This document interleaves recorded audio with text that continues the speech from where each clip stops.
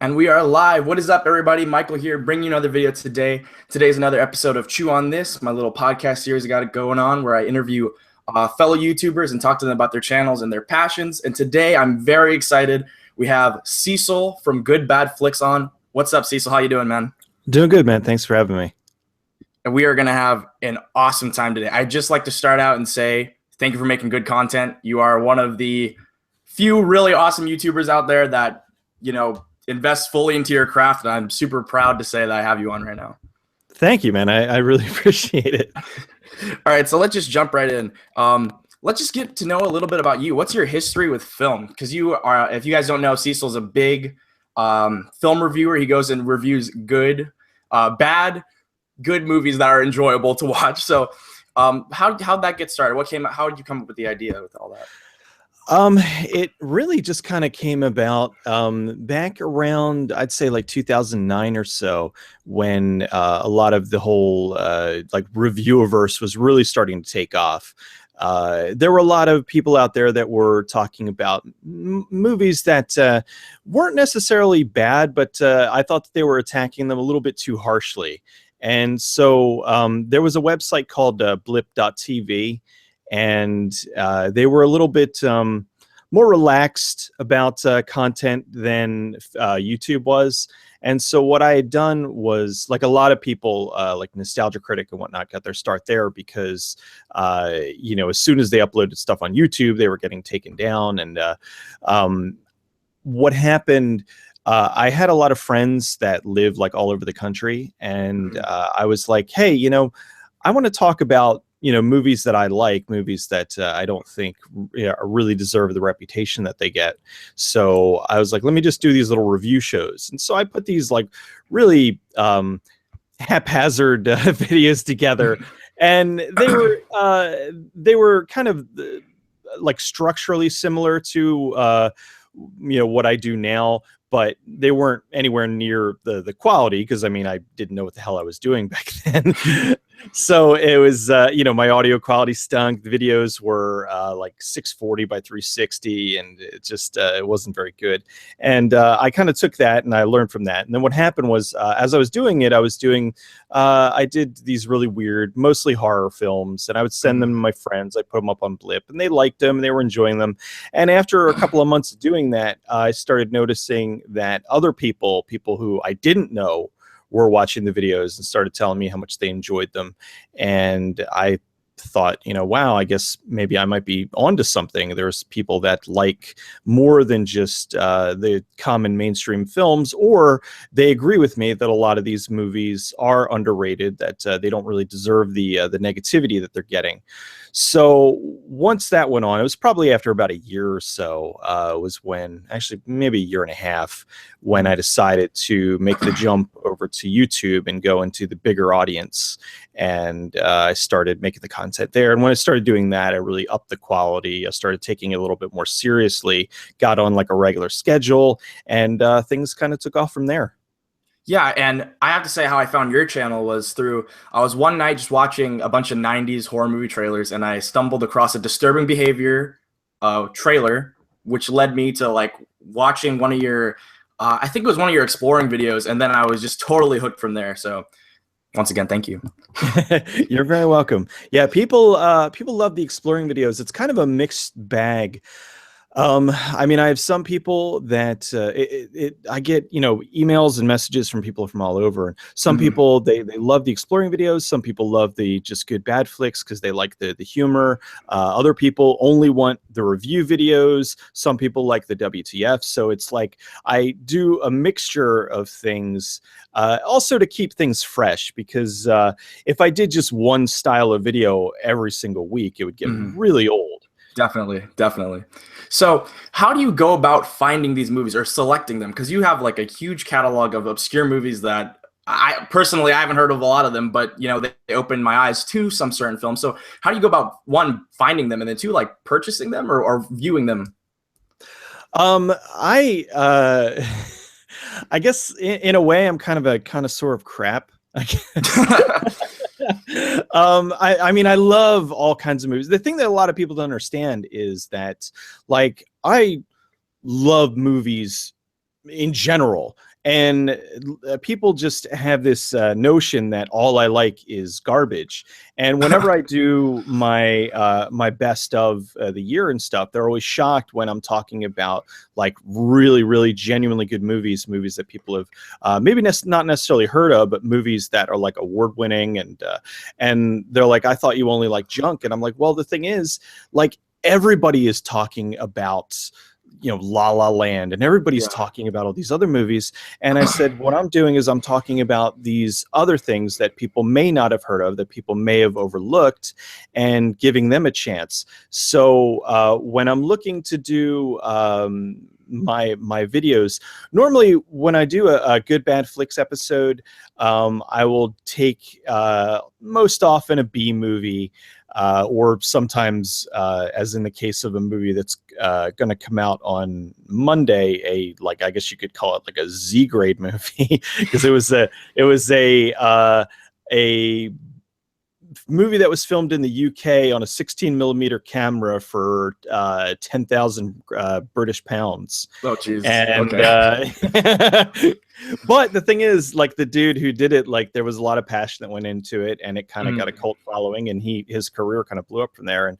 But anyway, but so I mean, that's really like the low end of the totem pole. But then when I'm doing like exploring episodes, I'm talking about a lot of larger films that are either misunderstood or movies that had troubled history. Like I went over the prequel from the Thing from 2011, and the biggest complaint that people have about that movie is about how the CGI in the movie was awful, and how the original has these amazing practical effects, and it's known for that. And why didn't they do that? Well, the truth of the matter was they did do that. They shot the film, to be almost 100%.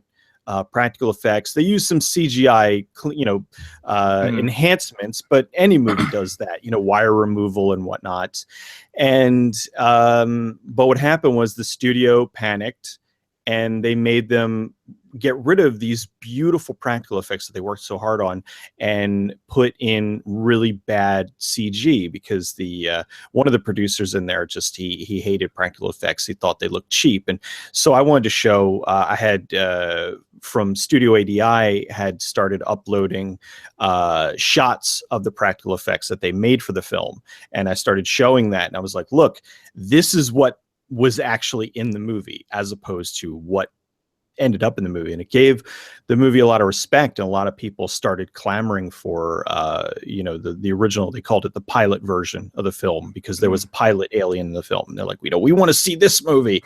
And it's kind of cool. And now with companies like Shout Factory taking films that were botched by the studio, like Nightbreed, and restoring them and releasing them the way that they should, my doing this, I kind of feel like I'm doing, in a way, like a service. It's like I'm showing people the way that the movie is supposed to be, getting that groundswell, and hopefully one day a company will be able to acquire the rights to it and put out, the real version of the film, as opposed to the version that got dumped upon us. Almost definitely. And it's good that you do those videos, and we'll talk about that a little more later. But I'd like to go back. So where did exactly, could you pinpoint a film or a time in your life where you just fell in love with movies, where you're like, movies are my thing, that's all it's going to be, and it's awesome? There were two times. Okay. The first time I would say is when I was really little. And this is probably when I fell in love with like creature features. I was really little, and I live in the tri-state area in like Philadelphia. Okay. And after Saturday Night Live out here on the East Coast, I think it was just in the tri-state area, they had a thing called Saturday Night Dead. And Saturday Night Dead was kind of like the old monster shows, where they had a host, this host Stella, who was kind of a Elvira Vampirella kind of character, and she was the man-eater from Manayunk. Manayunk is a place in Philly, and she would introduce these like bad movies like Incredible Melting Man and whatnot, and they would be on at like 1 a.m. Well, what I used to do, I've always been an insomniac, even when I was like a child. And my dad would be sitting in the living room watching Saturday Night Live, and a lot of times he would fall asleep. So what I would do is I would sneak out of my bedroom and like lay down on the floor like next and just sit there and watch Saturday Night Dead and watch, you know, these really bad, Frankenstein versus, oh God, there was one, it was like the Attack of the 100-Foot Frankenstein, and, all those old like black and white B movies and that kind of stuff. So that was when I really fell in love with those kind of movies, because there was just something charming about them. It was something different, and it was also because it was 1 a.m. and I was watching the stuff that I wasn't supposed to be watching. Yeah, you're a little cool kid. Yeah, I'm a little cool kid. I'm like, I'm God, I think I'm like 8 years old or something, and I'm like, watching this. So there was that. And then the second time when I really fell in love with movies and decided that I wanted to do something movie related in my life was in 1994 when I saw Kevin Smith's Clerks. Oh, okay. Because I just completely identified with that. I really, I got it. Like, cause I was like, that's kind of how like me and my friends talk, and it really hit a note. And it was like, here's a guy who he made this happen. He wanted to make a movie, and I mean, he wasn't a filmmaker. He dropped out of film school because he knew more about films than he was learning in film school, and decided instead of spending the money there, he was going to take the money and just go and make his own movie. And he did, and it was the best choice of his life, because that ended up being what his career was. So that was really when I started to fall in love with independent films. That was also when I realized that there was more out there than just the movies that were playing at the local multiplex. And that was when I started looking into other things and investigating movies from all over, instead of just whatever was the big movies that were released that year. So that was really just the two huge moments when I decided that I love movies, and I want to talk about them. And I think I also kind of have the kinship with Kevin Smith, because we both like to talk a lot. And so when I saw Clerks and heard him, and then saw his spoken words and heard him talk, I was like, yeah, that's pretty much me. I mean, he's a lot wittier than I am, but we both have the gift of gab, and I just admired that. And so I wanted to talk about movies, and having the internet as an outlet was a huge thing for me. So. Definitely. So like you said before, you are all over the place in terms of your channel. You have lots of different stuff going on. So I'm just going to break it down, and you can talk to me about it one-on-one. So let's just start with the WTF videos. Those are awesome. The biggest one, as far as I know, that I got into personally was the WTF happened to PG-13 movies. So what's like the process going into making those videos? I can only imagine the amount of time it takes to devote that much time and research to one subject. Oh yeah. And I appreciate that you recognize that, because I have so many people that are like, when you bring in the WTF series back, and I'm like, it never went away. It just takes a really long time. Yeah. Yeah. I mean, given the possibility, sure, I would love to get those out like on a weekly basis, but it's impossible. I mean, there is just months and months and months of research that go into that. I mean, for the one that I did on movie trailers, I watched hundreds of movie trailers. I can only imagine, yeah. And had to get all the different, I started watching them, and I'm writing the movie trailer down. I'm writing, okay, well, this one had this trend, this cliche, and this, and then wrote it all down, and then tried to be like, okay, well, what are the most prevalent ones? What are the worst ones, and that kind of thing.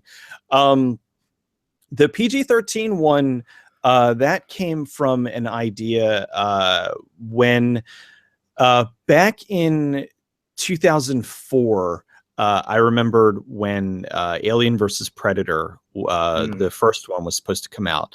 And I remember 2 weeks before the movie came out, the studio took it and edited it down to PG-13. And it was just very odd. And that always kind of stuck with me. And I started, and when I was looking for a concept for what I was going to do at the time for the next WTF video, that kind of led me back to 2004. And I was like, well, what happened around then? And I started to look at timelines, and it all, as I said in the video, it all really led up to the whole Janet Jackson Nipplegate thing. Because if you looked at PG-13 movies prior to that, they were edgy. They really did push the boundaries of PG-13. They weren't quite R, but they were a lot, further. They were further away from PG, so they were closer to R. And it seemed that when that happened, they really just they panicked, and they kowtowed to a lot of interest groups and started to make PG-13 movies closer to PG. And they took away that the whole point of there being a PG-13 movie. Because then I went back to the old PG movies, Poltergeist, Gremlins, and said, look at this. Like this is borderline R-rated stuff. Yeah, no kidding. And Poltergeist especially. Oh my God, Poltergeist scarred me for life. And so I wanted to kind of show how things have changed, and also point out how silly it was with things like the King's Speech, where it was like the whole point of the movie was that the guy was using, swearing to help overcome his speech impediment and everything. And it's not a dirty movie. It's like, but if you're going to give it an R rating just for the language, that's ridiculous. And they released like a PG-13 version, and nobody went to see it, because it defeated the whole point of the movie.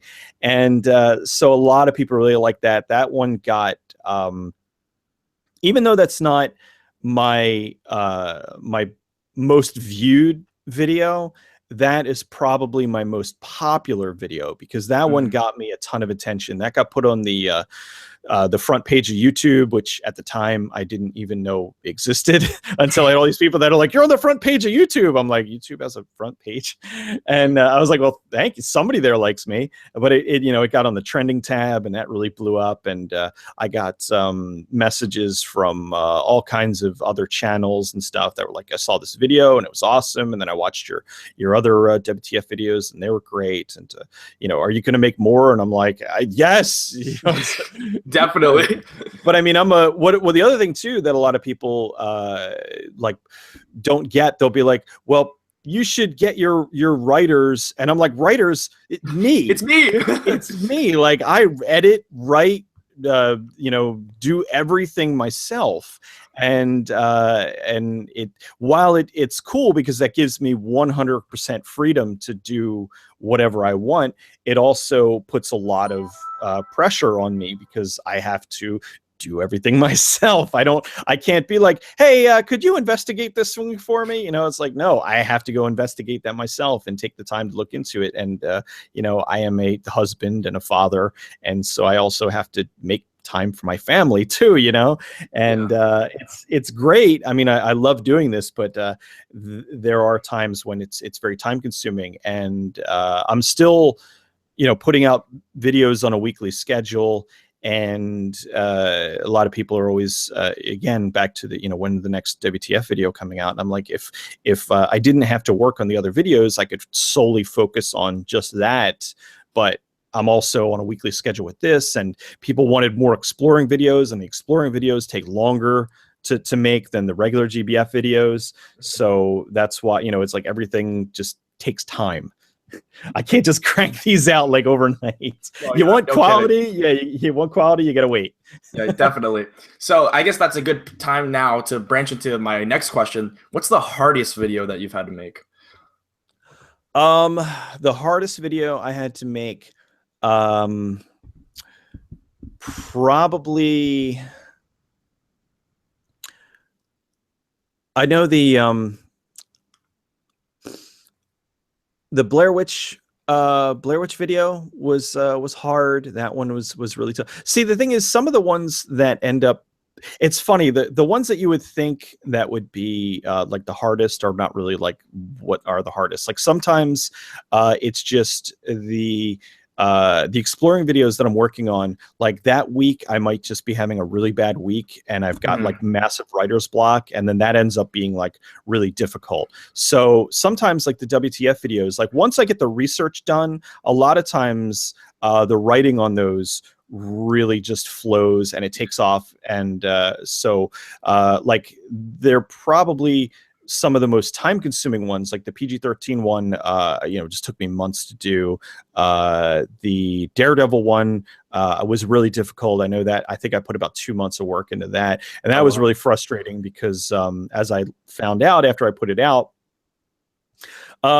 Fox, 20th Century Fox, they don't care. They took that one down and blocked it worldwide, which is why I don't do any more movies from Fox, because why would I spend all this time investing into taking this movie that, like a movie like Daredevil, a lot of people don't know, the studio, like the studio gave the director creative control to make the movie he wanted to make. He made the movie he wanted to make, and then they wanted to release a PG-13 version into theaters. So they released the PG-13 version of theaters. I believe they cut like a half hour to the film. They re-edited it, and it really wasn't, it wasn't bad, but it wasn't really all that good. And when the director had made a deal that when it came to the video release, that they would be able to release the director's cut. And so he released the director's cut on video, and it was a completely different movie. There's an entire subplot that's in the movie that helps to show more of the character's motivation. There is a lot more history into the character. There were a lot of elements in the film that weren't there in the PG-13 version. And like there was a whole love scene in the PG-13 version that wasn't in the director's cut because the director didn't want to put it in there. So I put that out and I showed, you know, I was like, look, this is awesome. Look at, you know, this movie's really good and you should give it a chance. And a lot of people went out and saw the director's cut and were like, oh my God, I really didn't think that you were right, but you're totally right. This is a completely different film, and I have so much more respect for it. And it was out for maybe a month, and then Fox hit me with a DMCA claim, and they took it down, and I fought it, and I lost. And so that really stung. And that is one that's really difficult for me because I put so much time and effort into it, and like, you know, people can't see it. Yeah, that must be like the most rough feeling. I can't even imagine that. So now you're saying that you're not going to review any 20th Century Fox movies, even like I saw on your Rings video, you said that. So you're not even going to do the ones with just the picture and then just talk about the film, or they're even going to go for those? No, well, the funny thing about Fox is, I mean, doing like the full, like the Exploring and the Good Bad Flicks episodes, I'm not going to do any Fox movies. However, theatrically released Fox movies, I'm going to continue to review because they like, occasionally I've gotten a DMCA claim from them, but every time I have, I've countered it and they've released it.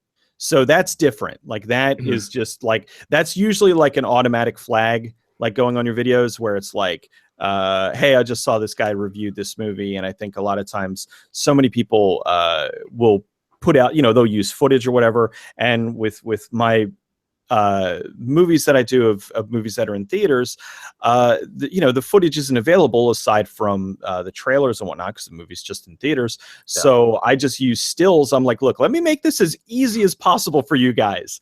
I am using images from your trailer that you're putting online, and I am talking about your movie. This is absolutely 100%, without a doubt, this is fair use.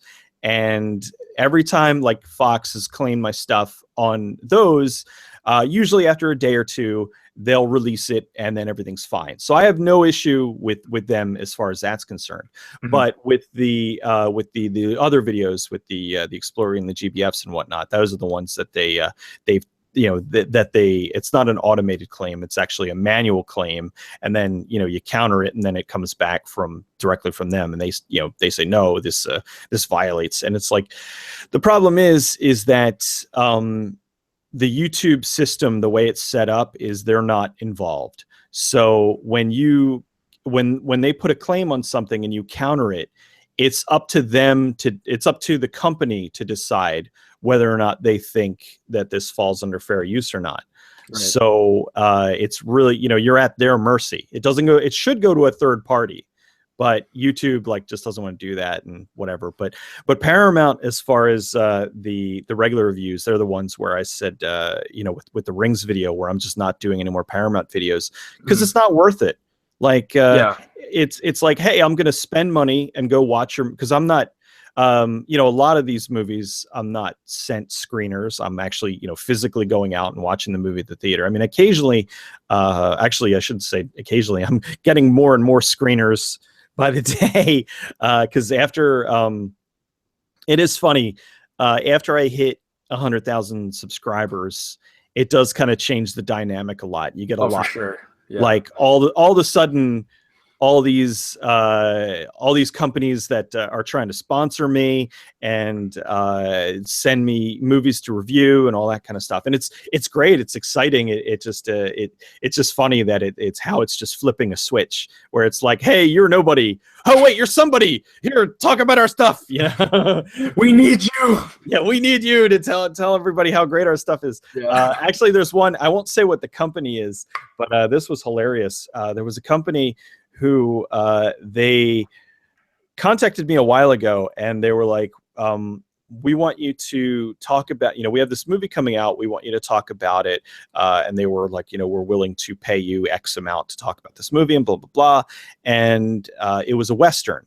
And I was like, well, look, I said, I will gladly review the film. I'm like, but my audience knows that I don't like Westerns.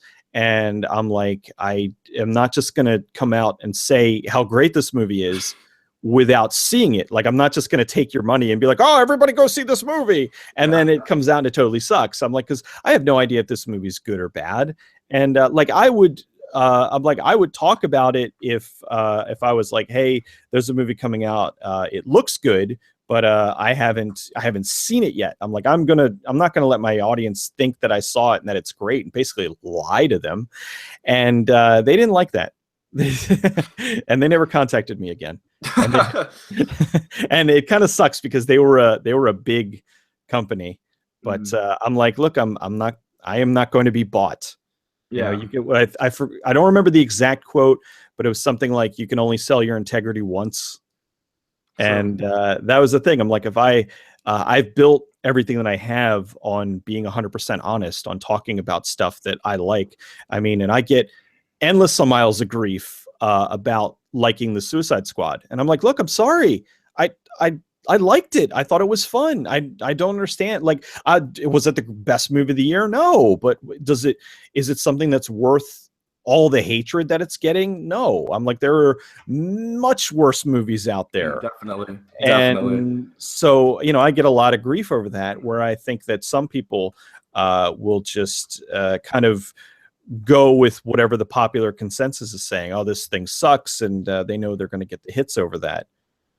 Yeah, and to jump off of that, you see a lot of people just, like you're saying, bandwagoning, going off of the idea, oh, Rotten Tomatoes gave it a bad score, it must be bad, so I gotta talk about how bad it is. But I appreciate you for, saying how you feel, because I've seen some of your videos that I don't particularly agree with, particularly if, off the top of my head, Unfriended, I love that movie. You, on the other hand, did not love it. So, but that's okay, because you can open my eyes to something that I didn't notice about the film, and vice versa. So thank you for sticking up for what you believe in and your integrity. No problem. Yeah. Oh God, Unfriended. Well, my thing with Unfriended was that I love the idea. We can talk about this.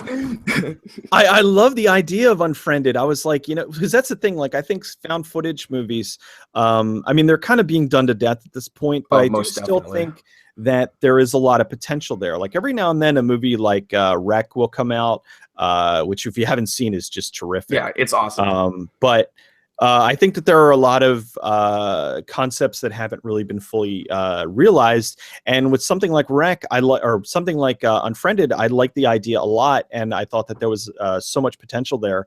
And instead, what I got was I was stuck in a Skype chat where I couldn't talk, where I was watching 5 of the most irritating people possible yelling at each other for an hour and a half. So that really kind of put me off. Yeah, I mean, I totally understand all the complaints behind that movie. Like, they don't explain very much with what happens there, and like you say, the death scenes in that movie are kind of off-putting. Nothing really is shown, so it's a very hit or miss movie. I personally like it. You personally don't, but that's okay. We can still get along. Exactly. There's nothing wrong with that. That's the thing Yeah, that kills me. I get people where they'll be like, you like blah blah movie, unfollowed, unsubscribed. unsubscribe. That's the I'm famous like, one. I'm like, who cares? Like, I mean, there are a lot of things that I like that other people dislike, and vice versa. But if I like their content, or I like them as a person or whatever, like I don't, like I know Brad the Cinema Snob. If you've never seen him, he's really good. He does some really really obscure stuff, like, but he does like some really terrible movies, like oh god, what was the one?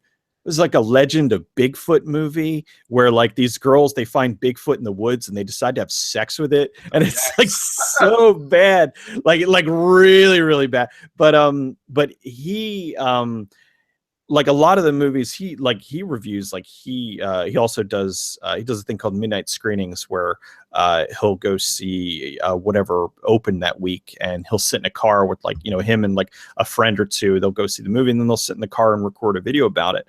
And a lot of the stuff that he likes I dislike, and vice versa. But like I still like him and I still like his content and I'm still friends with him. So it's just funny that people can't see, well, hey, you can disagree, but that doesn't mean that you have to like or dislike everything that they like. Yeah, and I'm a much smaller channel, and this has even happened to me. I remember I talked about the Wonder Woman trailer, and some guy messaged me this like 3-page long excerpt on how he's unsubscribing to me because I compared the Wonder Woman trailer to Captain America. And I was just taken aback. I was like, whoa, if you could have this much time and invest in something, man, maybe you should be doing something else. I mean, I don't know. It's crazy how some people, they just feel like if they can't agree with you, they must hate you. It's crazy. Yeah, it's sad. It is a bit sad, yes. And now I kind of want to talk about your exploring videos, which I find fascinating. How many times do you have to watch a movie to be able to make an exploring video? I can't imagine it's only once. An ungodly amount of times. Yeah. It kind of varies from movie to movie. The thing that's weird is my brain works in very unusual ways, and the thing is, I have a problem. I always talk about this, but I mean it's not super commonly known, but I have a problem with repetition. Like if I see a movie or hear a song too many times in a row, like I can't listen to it or watch it anymore. Like, I mean, it's not like a mental thing, but I mean, it's just, I have to distance myself from that. So normally what happens is when I do an exploring episode, I watch it so many times and just dissect it and pull the thing apart and look at the history behind it and try to find out as much as I can about it and put the whole thing together. And then I don't want to ever see that movie again for years. Yeah. Like I'm just so sick of it by the time I'm done. And I have a lot of people that they're requesting please do hardware, please do high tension, please do. And I'm like, these are movies that I love and I want to talk. Don't make me do this because I'm not going to be able to watch it again for like 5 years, because I mean, like I did the video on Cabin in the Woods and I really like Cabin in the Woods. That one, I'm with you right now. I love that movie. Went over really well and I'm happy, but like I look at the box now and I'm just like, ugh. Like I'm so like, do I really want to go back down there and watch it again? That one was really rough because with the exploring videos, usually I just watch the film or I'll go back and rewatch sections of it and just kind of do it that way. But with that movie, I seriously had to go through it frame by frame, Oh my looking God. for all the little things here and there, the stuff in the background, the stuff in the basement, and just try to pull that movie apart and try to find all the different things that were hidden within the film. And that just was really difficult. So by the end of that, I'm just like, I can't do this again. And then of course, what do? I go and I do it, but I did it with the video game for Silent Silent Hill. Hill. Yeah. And then I pulled that game apart. And that's one of my probably top 5 all-time favorite video games. But the thing was, I had stumbled upon the fact that there was so many references in that. I didn't know. It's funny, when I started out, I didn't know there was going to be as many as there was, but the more I went into it, the more I found. And then it was the rabbit hole kept getting deeper and deeper. And I'm like, oh my God, when is this going to end? Like, and I put that together, and I was so depressed because Silent Hill is a really popular video game series, and I love it dearly. And I put an ungodly amount of time into that video, and it just didn't go over very well. And I'm like, no, I get really sad it's always a bummer when you do something and it doesn't really get the attention that you think it deserves. But Yeah. that one really stung, because I'm like, okay, it's a video game, and video game stuff is always huge on YouTube. It's Silent Hill. It's a huge property. And it's a video, it's the kind of video that really people like to watch and rewatch, because there's so much content there, and you miss things as it go, as I go through it. And so I was kind of bummed that didn't take off as well as it should. But yeah, with the exploring videos, to kind of answer your question, I would say on average, probably watching the movie, I'd say like maybe 4 times within a very brief period of time, as well as if there is director's commentary, watching it with that, as well as any behind the scenes material, and then going on from there, watching any additional supplemental stuff, trying to contact the filmmakers, trying to just dig up old articles on it. I have tons and tons and tons of old Fangorias and stuff. And since I do a lot of horror, there's a lot of articles there that'll talk about movies as they're coming out from 20 years ago or whatever, and just kind of digging through it that way. And it's a very long, drawn out process that in the end makes some good quality viewing. Oh, definitely. And since you touched on the gaming aspect, I'd like to talk about gaming. I'd like to talk about, if you were planning on making more gaming videos, if you're planning on just sticking to what you're doing right now with the primarily movie stuff, and as well as talking about some of your favorite video games you're playing right now. So let's just start with games you're playing right now. Anything good right now you got going on? What am I playing right now? I am playing World of Warcraft. I've been playing, on and off since beta back in 2004. And I had taken breaks I played it all the way up until the Lich King, and then I stopped for a while, and I came back at what was the last one? I came back at Draenor. I came back for Draenor, but I was a very brief stay, because right when I came back for Draenor, because that was the thing. I used to be working a full-time job. I was a video editor at a college out here on the East Coast, and they had a massive layoff and laid off 160 people. I was one of them. And I came home after that, and I was talking to my wife, and I said, look, if ever I'm going to make this YouTube thing happen, it's going to be now. I've got a few months of severance pay. And I said, I really think if I can focus on this, I can make it work. And she was behind me 100%. So I was able to make it work. So now this is my full-time gig. And but the thing was, I had just started playing Draenor. And I was like, okay, well, if I'm going to make this work, I'm going to need to focus on this. And I'm going to need to kind of ditch some subscriptions and things and try to make sure I'm not wasting money. Yeah. So I cut I canceled my thing and so I could focus on that. But then when Legion came out, then my wife bought that for me for Christmas and was like, okay, you know, you're successful, you're doing really well, you can start playing WoW again. You know, you've earned it. And I was like, yay! So I got back into WoW, and a bunch of my buddies that play, they were very excited that I was back. And it's funny though, I usually end up just soloing on their most. I play it. I'm one of those people that plays an MMO, like a single player game. Like I get invited to guilds all the time, and I'm like, leave me alone. Like can't you see me? I'm questing over here by myself. I just have always. I don't know. I've been playing. I played the real-time strategy games, and I just really got into WoW. It's just a lot of fun. So that's one that I'm. If I'm not playing anything else, I am usually playing that. But I did play some. I played through Fallout 4. Fallout 4 just was a lot of fun. Was really awesome.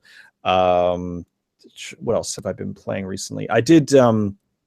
A bunch of games that I played through. To answer your question that you're going to have about future video game episodes, I've recorded episodes for Spider-Man Web of Shadows. Awesome. Clive Barker's so much fun. Clive Barker's Jericho. Condemned. Another awesome fucking game. That game rules. I love that game. So good. Well, the funny thing about Condemned was I also I stream on Twitch. Okay. And I did a full playthrough of Condemned on Twitch, and so many like memes and things came out of that.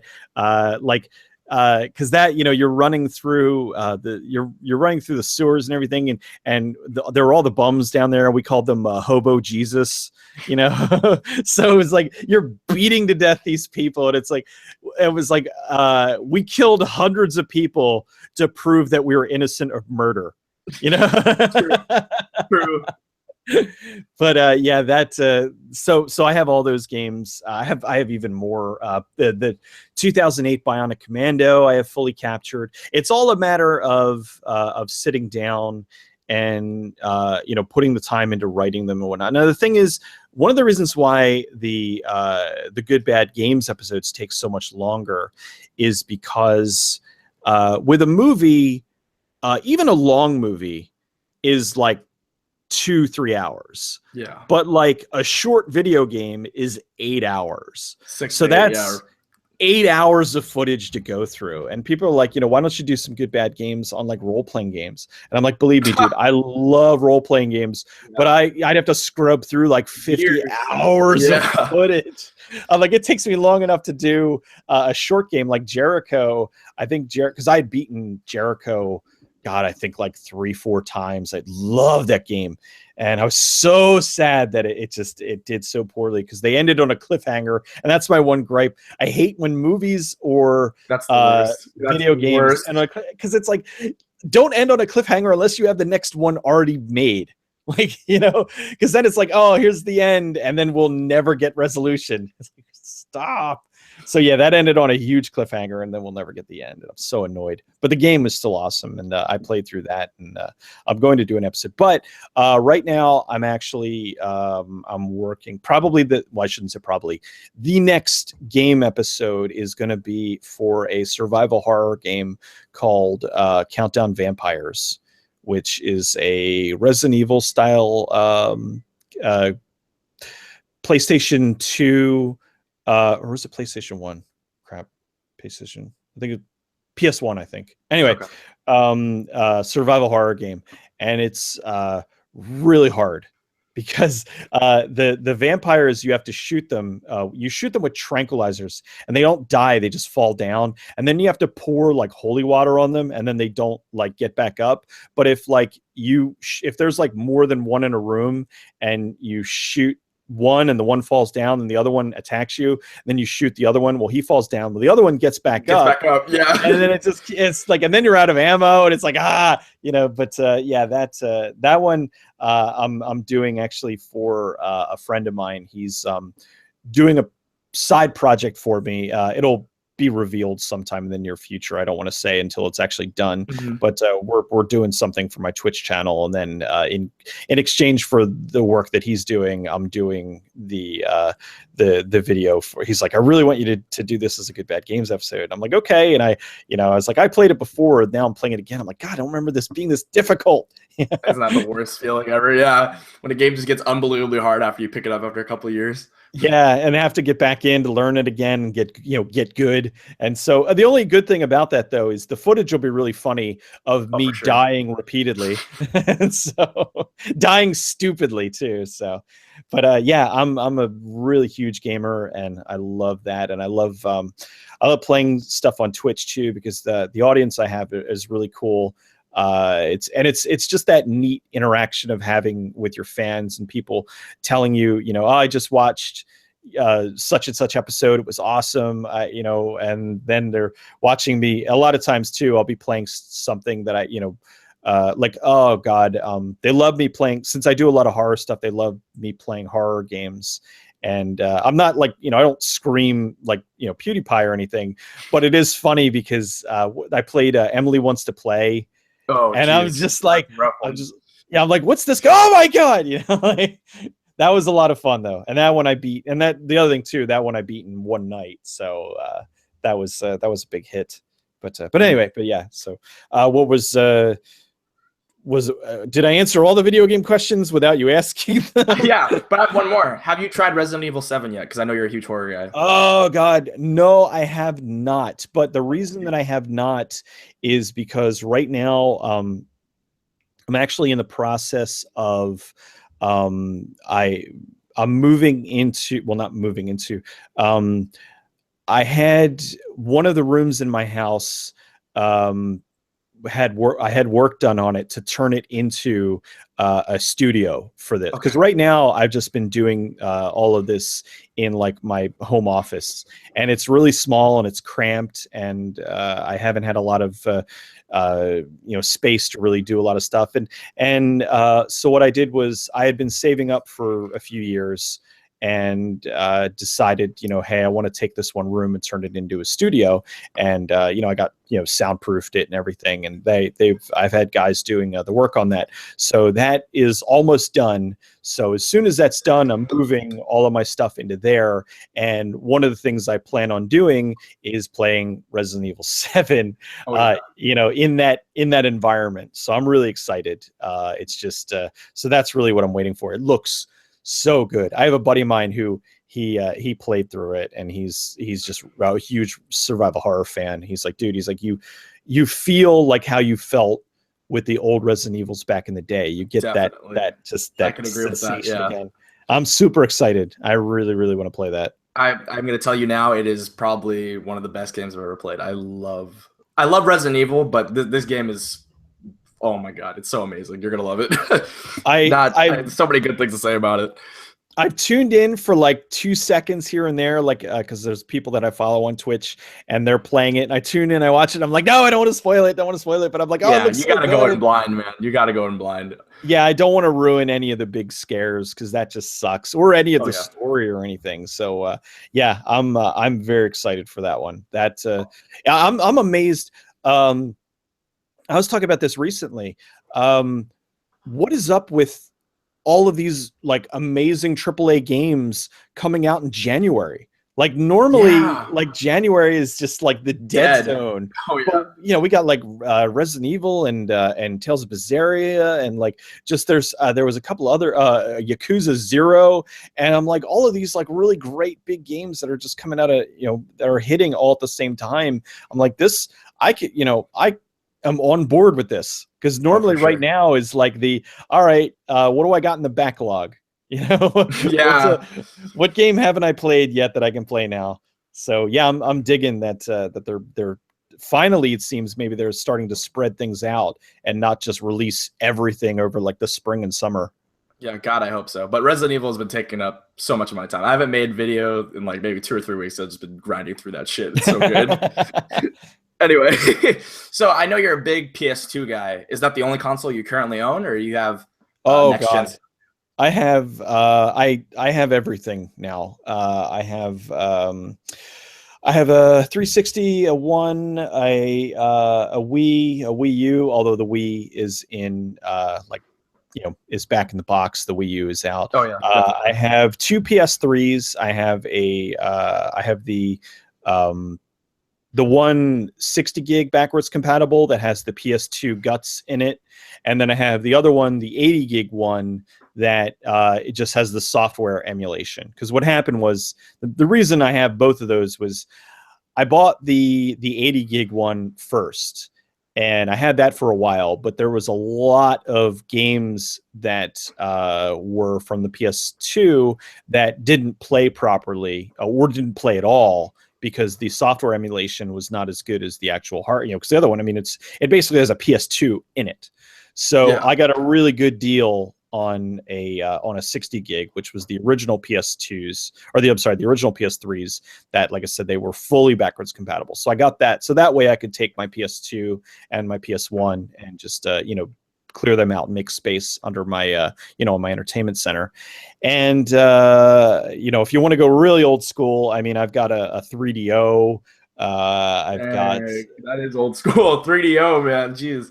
Speaking oh, and that's the other thing that reminds me. I did a full playthrough of Plumbers Don't Wear Ties, which is one of the worst video games ever. And I'm Bad title too. Jesus. have you've never heard of it? No, I've never heard of this game. Oh my god! If you get an opportunity, like look it up.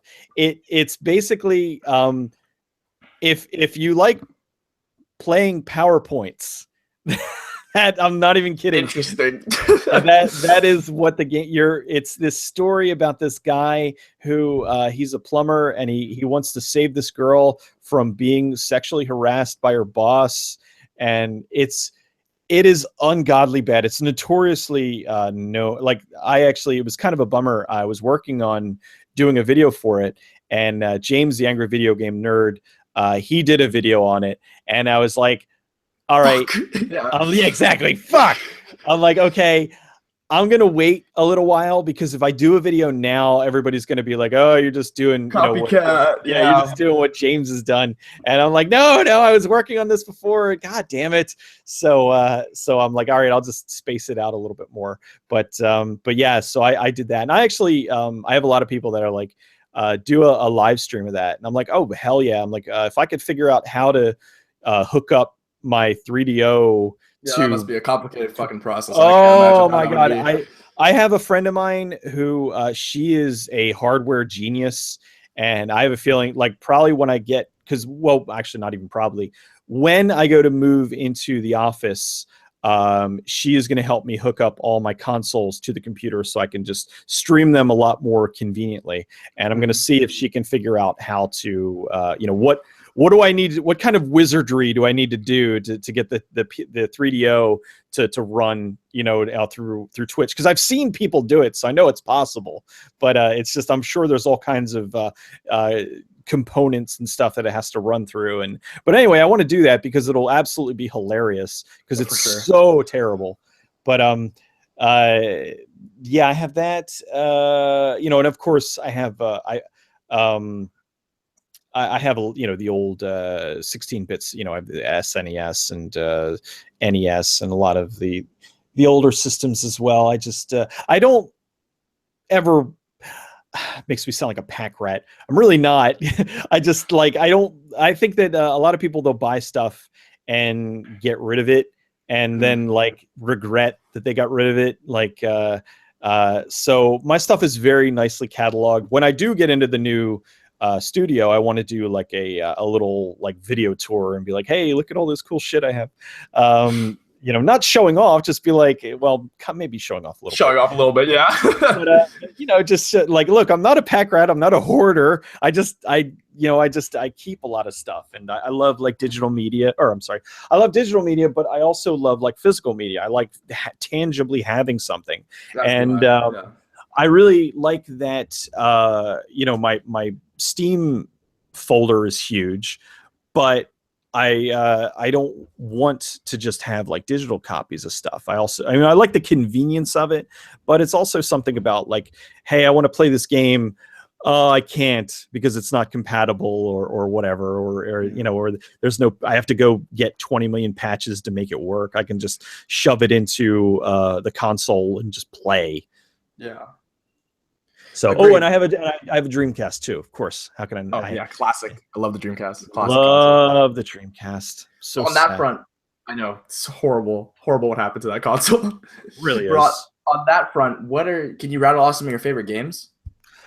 Some of my favorite games, yeah. I love Final Fantasy 2/4. You know, two in Japan, 4 in the US. I love Tomb Raider, the original Tomb Raider. Resident Evil 1 will always, like, the later Resident Evils were better, and then like Resident Evil the remake was just phenomenal. But I just have a soft spot for the original Resident Evil. Silent Hill, Manhunt. Manhunt was awesome. That's a good game. Yeah, so good. That's just like just sweaty palms. Just, oh my god, I'm gonna do, you know, just like so good. Really, really underappreciated. And like people were all about, you know, at the time with the whole was it Jack Thompson, where he was just attacking games for trying to get GTA off the market, and trying to get GTA off the market and all that. And it's just like you know, oh, these are murder simulators, and I'm just like, oh, but like just such a tense experience, completely undermining all of the intensity and just wonder that went into the game. It was just fantastic. I love Final Fantasy X. That was a really good one. I love I love World of Warcraft. Hell, I've been playing it for 10 years, so I think I kind of like it. Yeah, it's safe to say that you like it. Yeah, just a little bit. Just a little bit. I love the Fallout series. I mean, I prefer Fallout 1 and 2, but I like the kind of open worldedness and the way that the Bethesda did switch things up with 3 and 4, and with Obsidian did New Vegas. Like, I liked what they did with that. And I even liked Brotherhood of Steel, the like sort of shooter Diablo version. Was fun. And of course Diablo as well. I love Diablo. Yeah. I'm trying to look at my shelf. What else do I like? The Bionic Commando, the original Bionic Commando, and the remake. I adored the remake. I thought it got such a bad rap. Yeah, once you got the people trash on that game, and I picked up for like $2, and I liked it a lot. So yeah, like I didn't get it. Like the thing was, and I think that was kind of the beginning of the whole, like, when people were starting to realize that the people that were reviewing video games, like they didn't like video games anymore, because like there was a video that came out not too long ago of was it Polygon, I think, where Polygon was playing the new Doom, and they weren't really, like, everybody was like, the new Doom's awesome, and I think like they gave it like a really bad review, and then they put like a video of them playing it, and they completely sucked. And it's like, well, no, the game's not bad. You're bad. Yeah, you're bad. So that was the thing with Bionic Commando.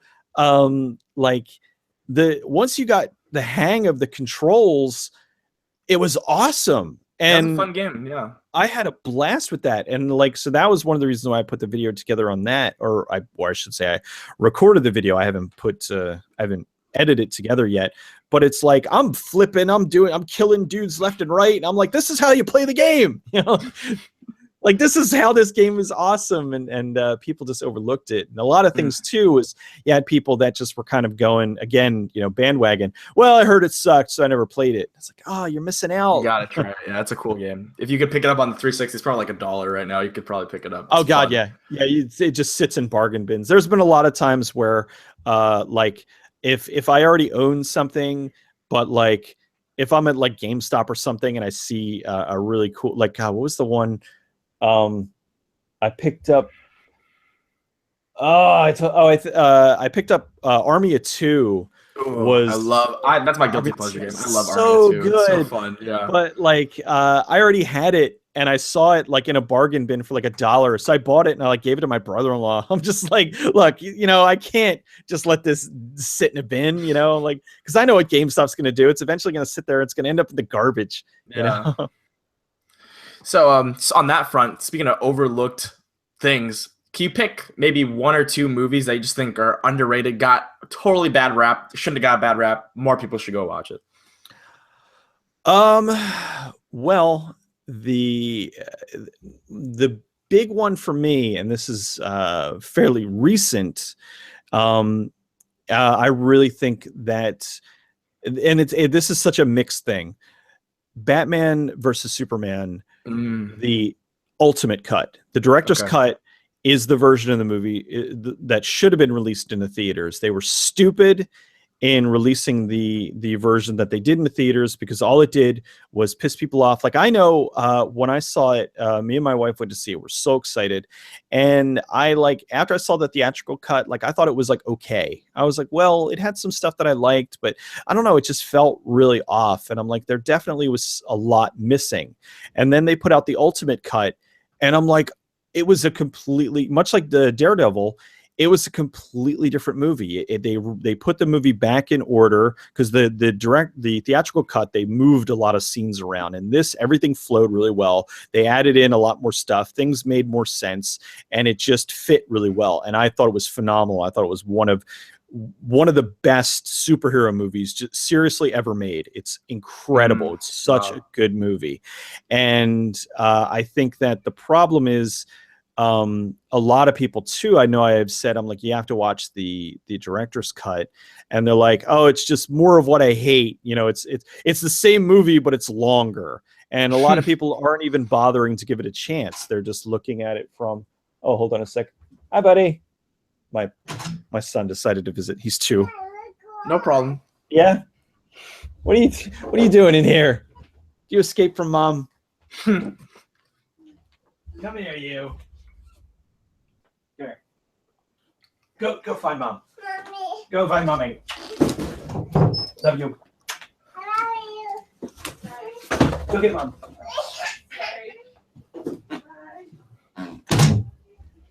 Oh, he's a wily one. I can only imagine it too. What are you doing? Get out of here. I'm very sorry. It's okay. Come on. Oh, come on. I'm very sorry. It's okay.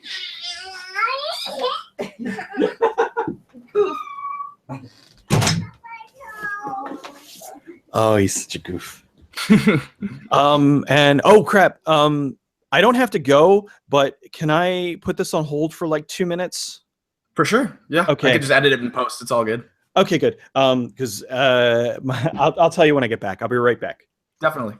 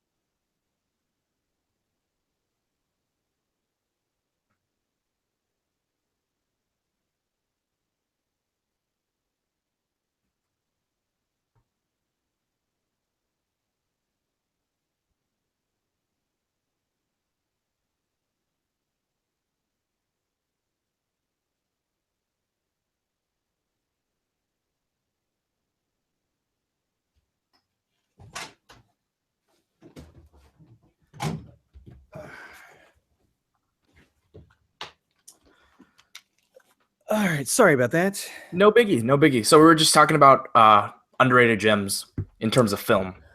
Underrated gems in terms of film. Well, there's also a wealth of them on my channel. Definitely. I'm trying to think of like some other. Let's see. What are some? I adore the. I know it's funny. This is another one that is just always showing up on like worst movies ever made, and I don't get it. The Super Mario Brothers movie. I've always just thought that was so much fun. Really? And just the thing that's funny is you get all these people that like are, oh, that movie's the worst thing ever made. Nobody likes that. And out of a lot of the movies that I've done, that one has one of the biggest, most thriving communities of people that love the movie. Like there are people that like, I mean, I really enjoy it, but I mean, there are people that like have gone to like the filming location because it was an old cement factory, I believe. It's been so long since I've done that video, but they've gone down there and taken pictures of it and shown all like, you know, where the sets used to be, and people that have like props of the Goombas and stuff. And there was somebody who did a sequel, but they did the sequel. They took because there was a script written for the sequel, but it was just never made. And so somebody did a sequel in comic book form, and there was such a push behind it. Like it came out that there was this groundswell of people that loved the movie that they finally got the movie released on Blu-ray because there was this, you know, cult fan following of it. And there are a lot of bigger movies that have not even gotten a Blu-ray release, but that one had such a push for it that they finally they released it, and the first run of the Blu-rays sold out. So the company that's making them, they actually are doing a reprint and putting that out. It's funny, whenever that comes out, I get all these people that are like, you know, have you heard? And I'm like, heard? I already had the first, I already had the first print. What are you talking about? So you're ahead of the game already with that. Oh yeah, you know, and it was great because they have it's funny, on the Blu-ray they have a documentary about the movie, and they have an interview with John Leguizamo where he's talking about it. And it's funny because in his book, in one of his autobiographies, he talks about how him and Bob Hoskins used to get just shit-faced drunk and go on set because they hated working on the film, because there's a whole tumultuous story about how that whole thing came together. The directors were constantly at war with the studio and at war with the actors, and it was really interesting. And they like Bob Hoskins like was really drunk, and he like slammed the van door on his hand and broke his hand. So for part of the shoot, he had to like hide his hand. Like it was just so many of just really funny things that happened on there. But he talked about how much he hated the movie. And it was funny how on the Blu-ray, they interviewed him, and he's like, you know, I kind of have revisited it. And he's like, you know, it was a really tough shoot. He's like, but I've kind of come around on it, and I do enjoy watching it now. He's like, I see a lot of the creativity in it. You know, being older, I see a lot more of what was going in it, and knowing how the business works, as opposed to, you know, then, yeah, God, you know, I think it was like 20 or something at the time, and you know, still relatively new into the business, and he's like looking at it from, you know, a different perspective, and it's just it's interesting. So yeah, so that's one. Oh, and I still get grief over saying Mario instead of Mario. And I heard it's an East Coast thing, so it's okay. Yeah, it's it. Well, the thing is, as I try to explain to people, I'm like, look, where I used to live, we had a pizza place, and it was called Mario's. And the guy who ran it, his name was Mario, and he pronounced it Mario. And then you know, Mario or Mario Brothers comes out, and nobody really knew how, you know, that it was Mario until he said it on the Nintendo 64, Mario 64. Yeah. So like, because it was, you know, it was never really spoken that way, and then it was like, it's a me, Mario. So I'm like, okay, you know, that's fine, but try saying a word one way for like 20 years. And then changing it up all of a sudden. And yeah. then changing it up all of a sudden. Your brain doesn't work like that. So it must be tough. I can only Yeah. imagine. So on the other spectrum of that, I want to talk about things you think are overrated. It's specifically horror films you think are overrated. Specifically horror films that I think are overrated. Ooh, that's a good one. Because I was all ready to go into how much I didn't like Sausage Party. But oh, wow, really? I thought it was okay. I didn't love it either, but... Yeah, it's Easter. Well, I just was frustrated because I went in expecting to laugh, and I didn't. And I don't, and I mean, and I have a really, I have a very broad sense of humor. And so a lot of people are like, oh, you just don't like disgusting stuff. And I'm like, are you kidding? Like, I love toilet humor, and I just didn't, but anyway, but that's a whole other story. Overrated horror. Ooh.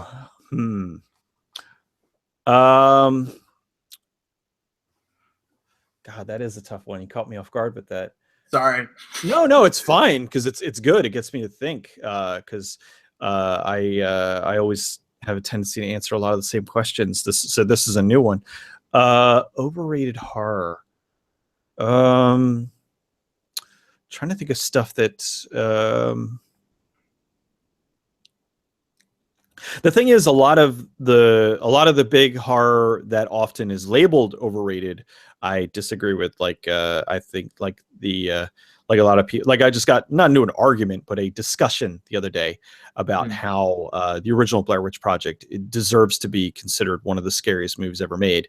And I had this one dude was like, no, I thought it was boring. I thought it was dumb. And I'm like, well, when did you watch it? Like, did you? That's a good point. Did you watch it when it came out, or did you watch it recently after all the hype had come and gone? Were you watching it in like the middle of the day with like the lights on and your cell phone next to you? I'm like, because that really plays a lot into how effective horror can be. Because I was lucky enough to catch an early screening of the original Paranormal Activity. And me and my girlfriend at the time, who's now my wife, we went to see it in they had a screening in Philly, and like we were terrified, like, because there are two things that I'm scared of: bugs and ghosts. And if someone ever makes a movie about ghost bugs, I will just never ever leave the house.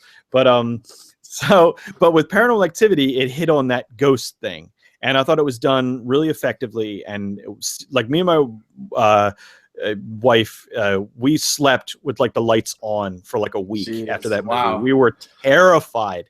And it really hit me in a place that a lot of other movies didn't.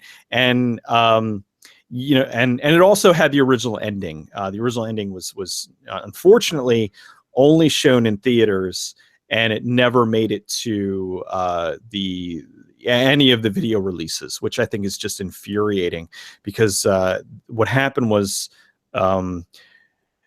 when DreamWorks bought Paranormal Activity, they originally bought it with the intention of remaking it. And when they saw that people really liked the original version, they were like, okay, well, we can release the original version, but the ending needs more punch. And I thought the ending in the original was perfect, but they gave it more of a Hollywood ending. And Hollywood ending Ghostface scare. Ghostface scare, exactly. And the original ending was just such a down note. And but it very effectively capped off. It would not have become a franchise because everybody was dead. And so that was really infuriating. And it's a shame, because I've told people, I'm like, look, you can watch the original ending on YouTube. I'm like, but it's going to be a crappy, copy of it that somebody bootlegged from the theater. And I've had people that are like, I watched the ending and I thought it stunk. And I'm like, well, it's because you're just watching the ending. You're not watching the lead up to it and all that. But God, I'm biting for time here. I honestly, you stumped me. I totally, now what's going to happen is 5 minutes after I get off the call with you, I'm going to be like, oh my God. And I'm going to remember. I know I'm going to have like 50 movies that I'm going to come up with. But okay, yeah, that's fine. We can broaden the scope then. We can broaden the scope then. yeah, I can't think of any overrated horror movies right now. Then in terms of just overrated, what do you got? Overrated movies. I hated the Hangover movies. Oh, really? I found them like not even remotely funny. And I think the problem is, I guess, with a lot of the current wave of comedy, like I like I like Animal House, I like American Pie, I like love American Pie. Team America, World Police, I like all that kind of stuff. But I don't like the and I love like a lot of British comedy too. I like the original Office. I love Monty Python. I like that, just bizarre humor. But I'm not really a big fan of this isn't funny, so it's funny, which seemed to permeate from what the Hangover movies were. It was like, hey, we're going to do this stuff and we're going to continue to do it. And it's not funny, but somehow if we do it enough, it's somehow going to be funny. And and I didn't like the if you go back and watch the first Hangover, they were really guilty of this, where it was set up joke, set up joke, and it was like, hey, there's a tiger in the bathroom. Hey, did you hear there's a tiger in the bathroom? Oh my God, there's a tiger in the bathroom. And like everything is, hey, Mike Tyson's here. What do you mean Mike Tyson's here? Mike Tyson's here, and he punches him in the face, and it just they just did that the whole movie, and it was really infuriating because it didn't have like a natural flow to it. It was just very forced comedy, and I was not a fan, and I was shocked when it did, as like it became a thing, like a phenomenon. It became like the number one, like the highest grossing comedy in like history, and I'm like over like Beverly Hills Cop, over like so many other just way better movies. And so yeah, I really thought that was just incredibly overrated. If you want to go one that I thought was you completely broaden the scope, I thought, and this one I know there are some people that agree with me, and then there's some people that would probably mail death threats because I said that it's bad. But I think Frozen, the Disney movie. Not, you know what? I want to stop you for a second because not many people know about that ski lift movie. I knew about that with like around the time it came out. Loved it. No one's ever talked about it until you made that video. So, well, thank you. Yeah, you're very welcome. Yeah, that one. It's kind of funny because I did that video, and like because I was a big fan of that, and I was trying to think of like movies to do. Like whenever I do stuff in December, I always try to do like winter movies for December. And I was like, went back in like September when I started thinking about what I wanted to do for December. I was like, you know what? I'm like, Frozen really needs some attention because that movie is so good. Because when the Disney movie came out, it just kind of eclipsed that. Like whenever you, because I mean, if you go on Google and you type in Frozen, oh yeah, there's like no chance you finding it because the Disney movie is a phenomenon too. It's impossible. It's impossible. It just obliterated that one. It's a shame because it is one of the most like grounded, most realistic. I mean, they did their homework. They really did a great job of putting that together. And so I wanted to give it some attention. So I did that, and people watched it, and the vast majority of the people loved it. They were like, they either saw it and loved it and were really happy to know how much work went into it, or they never heard of it, watched it, and were like, "Oh my God, I am never going skiing ever."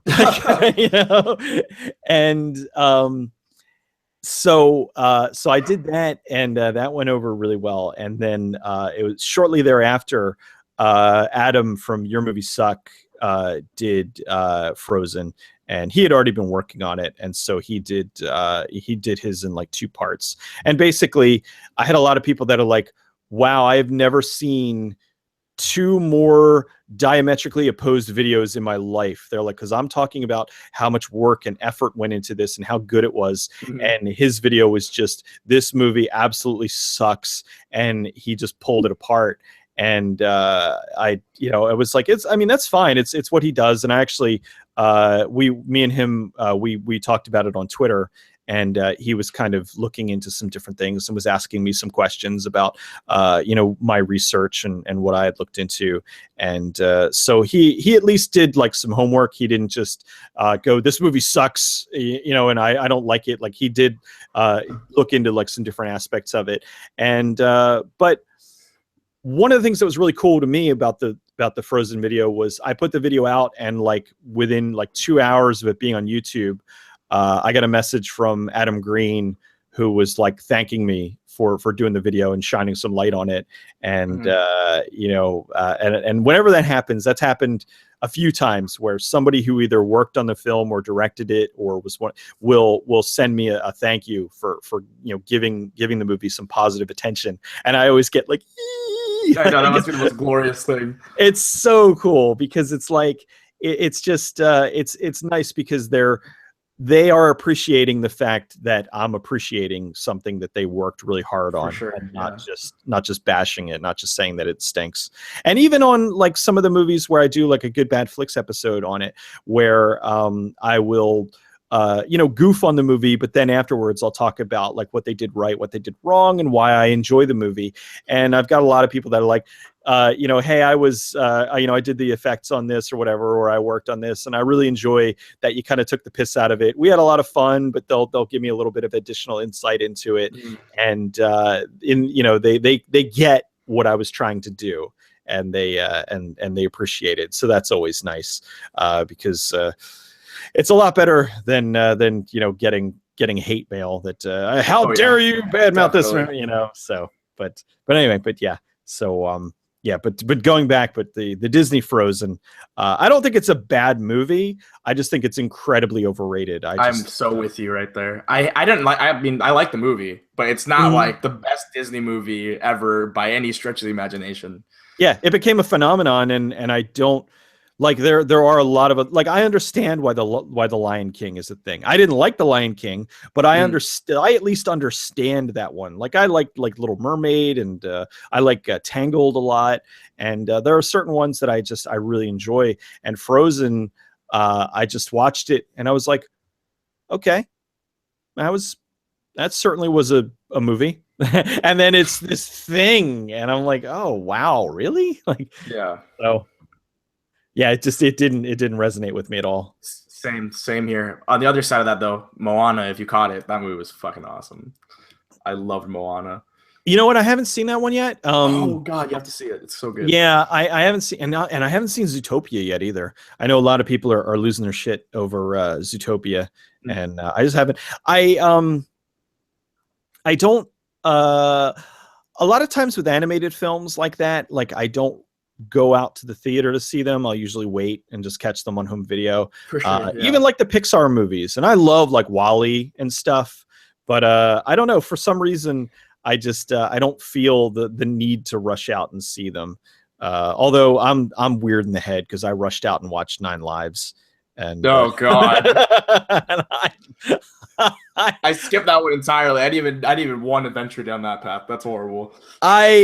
I have a very, very, very soft spot for cats, and I thought that 9 Lives was absolutely adorable. Wow.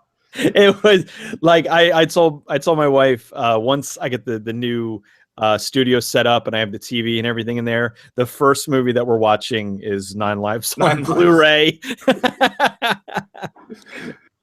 You are one of the few people that will go down that path, sir. I certainly am. As I said, I'm cut from a different kind of cloth. Speaking on that front, as we're closing out here, some of your favorite movies, or a favorite movie, if that's even possible to pick just one. I know I can personally.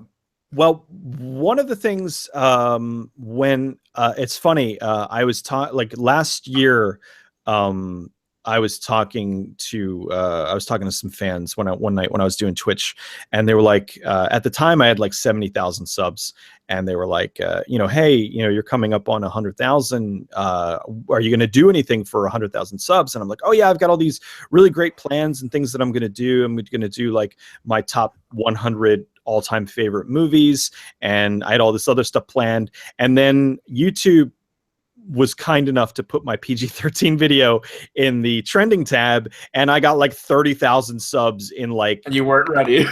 And I was not ready. I was like, I was expecting, you know, if I'm lucky, I would have been, you know, hitting it sometime this year. I wasn't expecting it to blow up. Like, I mean, I'm happy, I'm overjoyed, but I was just like, oh my God, I was not prepared for this. So all these people are like, hey, have you done your top 100 yet? I'm like, I'm still working on it. So I have the list right now. I'm in the process of like finalizing it, but I mean, I'll tell you, like, some of my all-time favorite movies that are going to be on the list. Definitely, I love Caddyshack, Shaun of the Dead, let's see, Old Boy. The original Old Boy is phenomenal. A movie called Hardware, which was Richard Stanley's second film. High Tension, Die Hard, you know, a lot of stuff like that. So yeah, I love a wide variety of stuff. So yeah, I'm still in the process. The thing is, I have a lot of movies on the back end where it's like, okay, like the first 80 are pretty much in place, but the last 20, it's like rough, things are jockeying for position. It's like, well, you know, do I want to put this in or do I want to put this in? And the thing that I did too was I capped it off. It's instead of you know, going from all the way up to like current, I have always done this actually when people talk about favorite movies, with the exception of maybe doing like, you know, top 10 of the year or something. But I'm like, I give it like a few year window. So what I did was it's movies have to be that are in the top 100 list from 2010 and below. Because the thing is, a lot of times you'll watch a movie and you'll see something and you immediately love it and it's great, but it's like, is it going to stand the test of time? You know, are you going to be able to watch it over and over again and still enjoy it? So I kind of do that where I wait a few years, because there's been a lot of movies that I saw and I loved, and then years later I saw it again and I still enjoyed it, but it didn't quite hold up as well as some of the other ones. Like Die Hard is a movie where, you know, that's just awesome. But you can pop it in and watch it anytime, right? So yeah, you watch it at any time, but then there's other ones where it's like you watch it, you get that excitement, but then you go back and it's just not the same the second time. And then there's other films where you go back and watch it the second time and it's even better. So like I went and saw Split, and I love Split. It was so good. So good, wasn't it? But I went back and watched it again, knowing, you know, and I was like, oh my God, this is great. So that's a movie where I'm pretty sure, you know, a few years from now, it's still going to hold up and it's still going to be good. But even still, it's not going to make the list until, you know, it gets past that hurdle. For sure. So speaking on that front, 2017's here. Anything in particular you're pumped up? I know you're a huge Friday the 13th fan. Rumor is they're going to put another one out this year. Are you pumped for that? No. I figured. Well, the reason is they are pushing so hard to make that into a found footage film. Yeah. They've been trying. Which is so sad. It doesn't even make sense, but they're gonna do it anyway. Yeah, they're gonna try to. How are you gonna make it? What? Like, yeah, I don't like. There's part of me that like wants them to do it just because I know it's gonna be bad. Like. I'm like, you guys try, you're like, we want to make this, and they make it, and it's going to be terrible, and everybody's going to be like, we told you it was going to be terrible. Why didn't you listen to us? So, I mean, as much as I would like for there to be like a genuine new Friday the 13th movie, I think that's a franchise that it's just. It's done as far as like that's concerned. I think it's just from now on we're going to get reboots and sequels to reboots and found footage remakes and movies. It's just not going to make sense. I actually a few years back I met Mark Cunningham and had a really nice conversation with him about Friday the 13th and about how like when they were making it, how he didn't, or no, I'm sorry, not Mark, Sean S. Cunningham. And about how like he didn't quite know, like they were just making a horror film, like they didn't know that they were at the forefront of this like phenomenon. And it was just all, and how like the studio tried for years to get rid of it.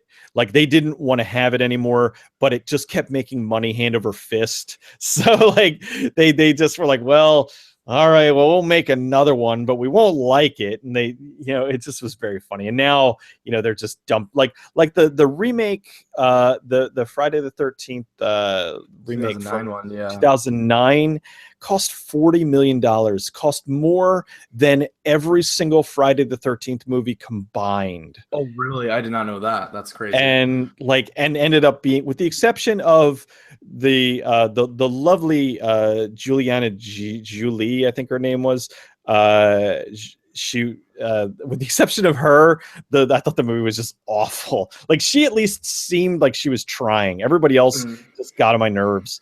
But that movie really stunk, and I was so mad. Although I did meet Derek Mears, and he's awesome. Like, oh my god, and he's like 19 feet tall. The dude's huge. He was born to play Jason, and it's a shame that he got stuck in a shitty Jason movie. Yeah. And although he did have a very funny story, he said that his mom has a picture of him on on her mantle, and when people ask, like after he got the job for Friday the 13th, when people asked what he does for a living, she's like, "My son kills teenagers."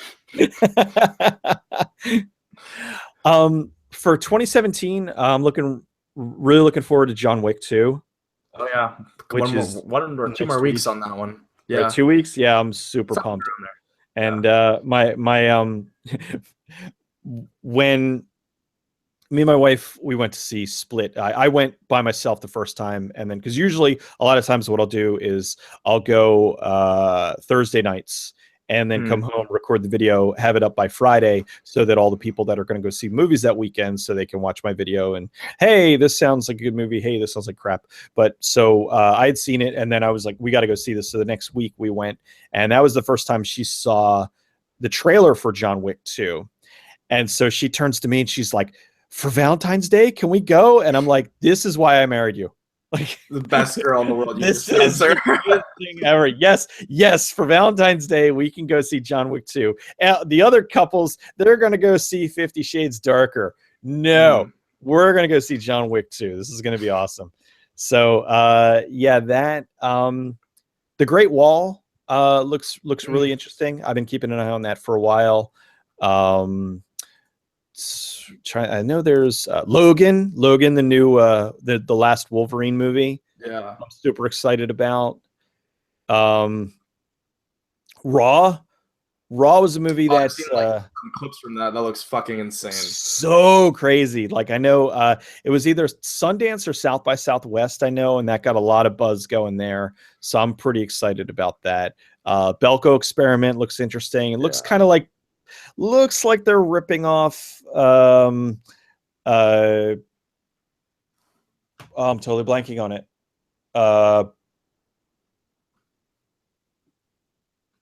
Crap. Oh, what's the name of the movie? Hold on one second. Sorry, my brain is going in 20 different directions. I have the Blu-ray sitting like in a box right now.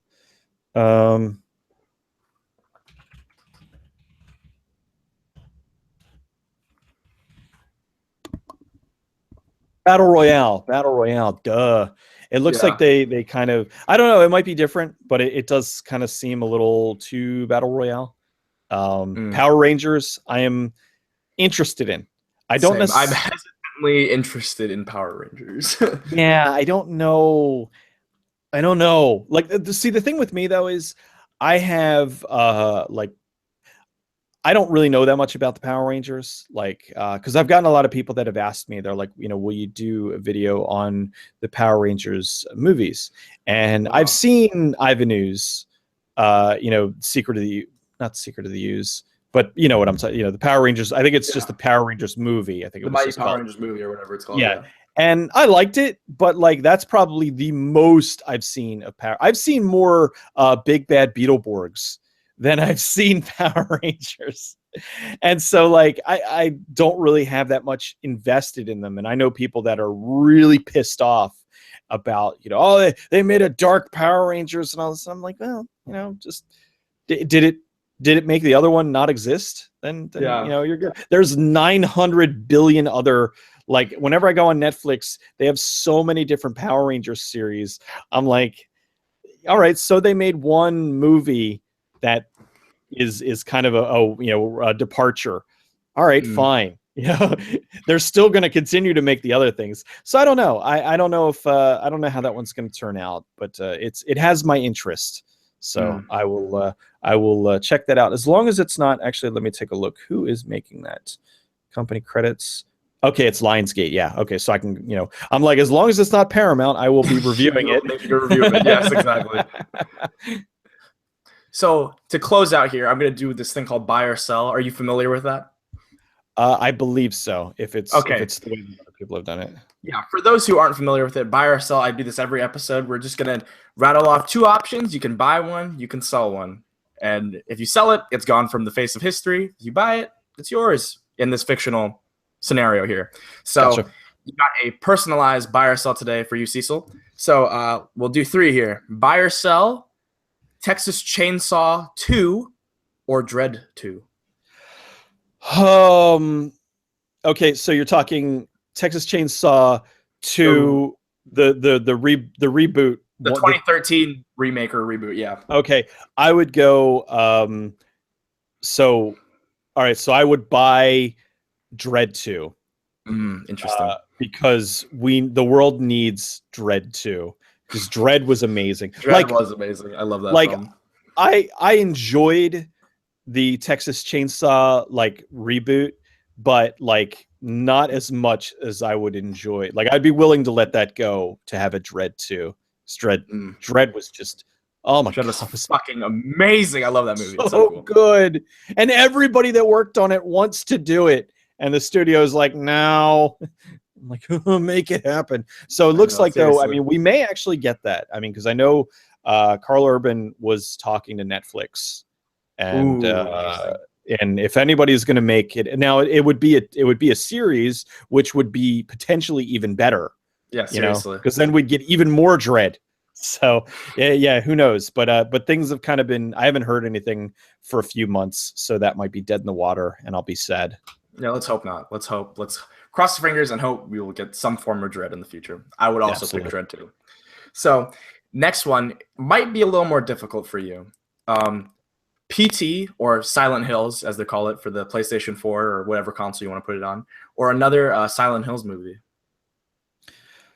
Wow. Yeah, that is rough. Now, okay, I will put this with a stipulation. Okay. I have a feeling I know what you're going to say.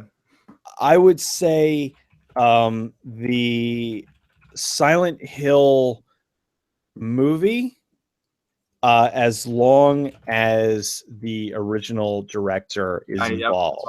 As long as Christoph Gans directs it, as long as he has the creative control, if it's him and Roger Avery back together, and they actually, I would say more creative control, because the studio shoehorned in the Sean Bean scenes, which I don't think they detracted from the film, but I definitely think that the movie would have worked better if they didn't forcibly put him into the movie. He was there, he was supposed to be there at the beginning and the end, but they were they had to put him in the rest of the movie, and that was kind of a downer. So yeah, I mean, that would be tough, but yeah, I would love to see a real. I mean, and I didn't mind the Silent Hill sequel. I mean, it wasn't anywhere near as good as the first one, but I thought that but they had half the budget, and I thought that they did some things well. I didn't hate it. I actually have a brief funny story with that. I was home that day when they released it. I don't remember if it was for whatever reason. I think it was a Friday or something. And my wife's a teacher. She was home that day too. And it was middle of the afternoon, and there was a hurricane on the way. but it wasn't here yet. It wasn't going to get here until like that evening, but the weather was really crappy out. And I was like, you know what? I'm like, let's go to the movies. I'm like, because I'll bet you that nobody's there. And so we went to the movies, and it had just opened. And we went to the movies, and seriously, no one in any theater. So it wasn't just like nobody went to see this movie. That's crazy. It was just dead. So we walked in, and they're like, and like I think there were like 5 cars there, and probably 4 of them were employee cars. And like we went in, and like, you want to watch a movie, you know? So we went in and we watched the Silent Hill movie, and I liked it for what it was. It wasn't like I said, it wasn't anywhere near as good as the first one, but I thought it was interesting. Yeah. So yeah, I would definitely go with a proper sequel to Silent Hill. As long as with the caveat of having the original creative team working on it. Okay, and then our final one here. This might be also a little bit difficult. It's picking the lesser of 2 evils here. We have studio meddling or bad remakes / reboots. I would say I sell studio meddling, because the thing is, with remakes and whatnot, like they don't detract from the movies. Like a lot of times it's like they make them and it's just kind of like they are what they are. And but with studio meddling, there's been so many movies that were good and meddling made them bad. And a lot of times, like, there's still a good movie there, but people will never see it. And it's a shame. And you're back. You're back. How'd you get in here? This is another reason why I want to have my studio. This is my door have a lock. My door have a lock on it. So yeah, I would get rid of the studio meddling, because that is going to. I was on my way upstairs. You were on your way. I heard him. All right, hold on. Sorry, 1 second.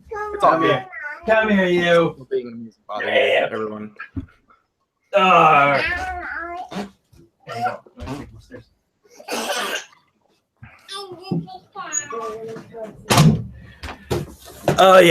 Yeah, studio meddling has ruined so many good movies, and it's a shame, because a lot of times they've ruined careers too. Like the going back to the Thing prequel from 2011. I mean, the director had previously worked on a lot of commercials. He worked on a lot of stuff, and that was like his baby. Like that was his first big budget theatrical movie, and he like went out of his way to really stay faithful to the original movie and to make it a proper complementary film to it. And the studio butchered it, and they ruined it. And consequently, like, you know, they don't look at who messed up a movie. They just look at, well, how did this movie do? Who directed it? Okay, don't hire him.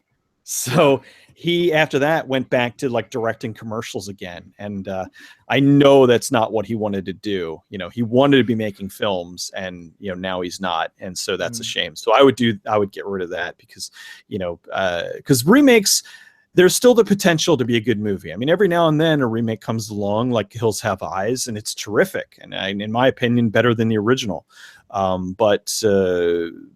You know, so there's still the potential for a good movie to be there.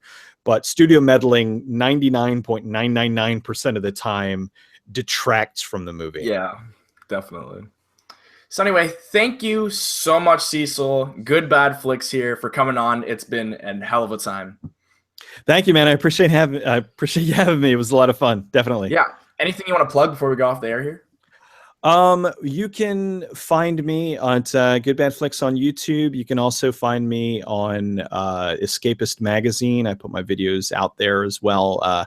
They actually are there a week prior to them hitting YouTube. And I'm also on Facebook and Twitter, and GoodBadFlicks on Twitch as well. I don't stream there as much, but as soon as I get the studio set up, I plan on streaming there a lot more often. So yeah, that's my plugs. Awesome. So anyway, guys, thank you for watching. If you stay tuned the whole time, my name is Michael. You can find me here on my channel, obviously. Subscribe for more stuff. I love doing these interviews. It's totally fun hearing what other people have to say about movies, which I also immensely love. Got a couple cool videos coming on the way, so please stay tuned. You can also follow me on Facebook and Twitter at Michael Chu For Real. I have a Letterboxd account, also Michael Chu For Real, and I also stream on Twitch at Michael Chu 2017. Not a lot there right now, but hopefully when I get another PS4 up and running, then I could continue streaming. So thank you guys for watching. Thank you once again, Cecil, for coming on. It's been an awesome talk. Thanks. Appreciate it, man. Okay. See everyone later. Bye-bye.